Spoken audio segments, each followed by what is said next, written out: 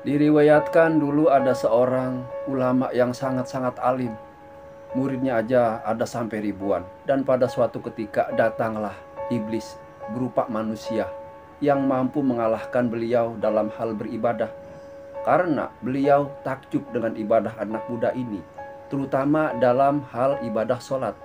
Maka singkat cerita, anak muda iblis itu berkata, "Kalau kamu mau mendapatkan kualitas ibadah seperti saya, kamu harus melakukan dosa besar terlebih dahulu." "Dosa seperti apa?" kata ulama itu. "Membunuh." "Wah, itu dosa besar," kata ulama itu. "Zina." "Waduh, apalagi itu. Allah tidak suka." "Bagaimana kalau mabuk?" "Wah, sepertinya itu bisa saya lakukan." Berangkatlah beliau ke warung kopi yang dimana penjual kopinya adalah seorang wanita. Lalu apa yang terjadi setelah beliau menghabiskan minuman itu? Beliau memperkosa. Dan bukan hanya itu, penjaga warung itu pun dihabisi juga. Tapi bukan itu yang saya akan ceritakan. Kisah ini terjadi baru-baru ini yang beredar viral di medsos. Seorang anak muda yang membantai seluruh anggota mantan pacarnya. Nama anak itu adalah Junaidi, umur 16 tahun, asal Penajam, Pasir Utara, Kalimantan Timur.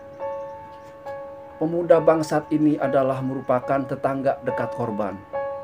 Dan bagaimana kisah sebelum terjadinya pembantaian ini? Awal sebelum terjadinya pembantaian, petaka terjadi awalnya si Juna ini panggilannya berpacaran dengan Risna Jenitasari 14 tahun. Namun hubungan percintaan dilarang oleh orang tuanya lantaran si Juna ini adalah sudah punya kekasih lain. Yang kedua, helmnya tidak dibalikin, yang mungkin pada saat nganter sini nganter sono menggunakan helm. Dan helm itu tidak dibalikin meskipun status mereka sudah putus. Mungkin helm itu harganya 5,5 juta. Jadi dia dendam. Dan ketiga, masalah yang ketiga adalah cekcok kecil. Ayam Pak Waluyo sering main ke rumah pekarangannya si Juna. Ayam mengambil apaan sih pekarangan? Cuma karena sudah ada benci di hati. Begitulah salah satu awal mulanya terjadi masalah ini.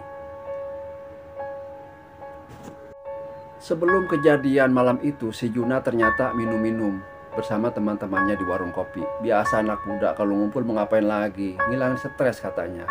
Lain halnya kalau ngumpulnya di musola. Lalu setelah minum-minum, diantarlah pulang si Juna pulang ke rumahnya. Tapi entah apa yang merasuki hatinya. Pemuda ini malah mengambil parang sepanjang 60 cm dan bersiap-siap memulai aksinya, yaitu ke rumah tetangganya sendiri, Pak Waluyo alias orang tuanya Risna. Dan setelah sampai di rumah Pak Waluyo alias rumah Risna, modus pertamanya yaitu dia menurunkan kilometer. Maka gelaplah rumah Risna. Tapi pada waktu itu Pak Waluyo tidak ada di rumahnya. Si Juna masuk lewat jendela. Pas sudah di dalam, dan tiba-tiba Waluyo alias Pak Waluyo masuk dari luar karena melihat rumahnya gelap. Dan Juna langsung mengayunkan parang ke arah Waluyo hingga terkapar. Karena merasa listrik mati, istri Waluyo pun keluar ingin ngecek. Tanpa banyak bicara, tanpa banyak cincong, dia menebaskan parang ke arah istri Waluyo, Sri Winarsih 33 tahun. Hingga jatuh tersungkur. Mendengar keributan, Risna beranjak dari kamar sebelahnya. Dan kejadian pilu itu pun terjadi. Dia menghempaskan parang ke tubuh Risna. Dan kedua korban lainnya yaitu adik Risna, Pipi Dwi Suryani 10 tahun dan Javi Aidil Adha 2,5 tahun. Tidak bisa saya ceritain sebab sama sadisnya dengan anggota keluarganya yang lain. Dan kejadian perbuatan bangsat lainnya ialah ia memperkosa Risna yang sudah berbandingkan darah. Dan setelah puas beranjak ke tubuh Sri Winarsih, ibu Risna. Itu orang apa bukan? Ya Allah. Dan setelah puas, si bangsat ini mengambil uang dan HP. Dan kemudian pulanglah ia ke rumahnya. Memang tak jauh dari rumah korban.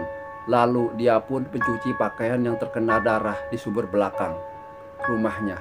Dan dia pun bilang ke kakaknya bahwa dia tadi melihat ada 5 orang atau 10 orang yang menyatroni rumah Waluyo tetangganya. Lalu bergegaslah orang-orang menuju ke rumah korban. Dan si bangsat ini pun ikut serta bersandiwara mengecek ke dalam. Atas laporan warga, polisi pun tiba di TKP. Tetapi anehnya, tadi ada laporan kurang lebih ada beberapa orang yang memasuki rumah korban. Setelah diperiksa, kan polisi mah jago. Mau berapapun yang berbuat kejahatan bisa ketahuan. Tapi ini anehnya kagak ada tanda-tanda banyak jejak pelaku yang di TKP itu. Polisi nanyain, tadi siapa yang ngelihat ada banyak orang di sini? Siapa yang ngomong? Ya takutlah warga kalau dia ngaku-ngaku ngelihat. Dan ternyata atas kesaksian Junalah menjadi bumerang pada dirinya sendiri. Atas kecurigaan polisi, polisi pun lalu bergerak ke rumah Juna. Dan ternyata masih ada sisa darah di pakaian yang sedang direndam Juna tadi. Dan juga parang yang digunakan masih ada sisa darah yang menempel di parangnya itu. Dan tersangka pun mengarah kepada si bangsat Juna. Dalam waktu singkat, polisi berhasil menangkap pelakunya. Bravo polisi. Dan yang paling mengesalkan, dalam reka adegan tak tampak penyesalan pelaku ini. Wajahnya melukiskan kedinginan seperti penjahat psikopat di film-film layar lebar. Dan kemungkinan pelaku dijerat hukuman mati, yaitu pasal 340 tentang pembunuhan berencana, yaitu maksimal hukuman mati atau seumur hidup. Tapi karena pelaku masih di bawah umur ketika diduga melakukan pembunuhan pada umur 17 tahun, baru genap 18 tahun pada tanggal 27 Februari 2024. Dan keluarga besar korban pun berharap diusut sampai tuntas dan dijatuhi hukuman setimpal, yaitu hukuman mati. Lain pula ditilik dari hukuman agama, seperti yang berlaku waktu itu di Arab Saudi ada pelaku dihukum pancung. Padahal ada yang mengatakan pelaku masih di bawah umur. Menurut Al-Quran pun begitu, orang yang membunuh harus mati hukumannya. Karena itu untuk menghapus perbuatan pembunuhan yang dilakukannya. Ibarat untuk menghapus dosa membunuh. Dosa yang lain bagaimana? Itu mah lain, kagak termasuk.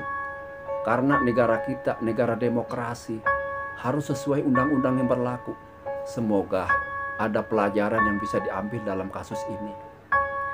Dan saya juga berterima kasih kepada yang sudah memberikan like, komen, apalagi yang subscribe channel ini. Assalamualaikum warahmatullahi wabarakatuh.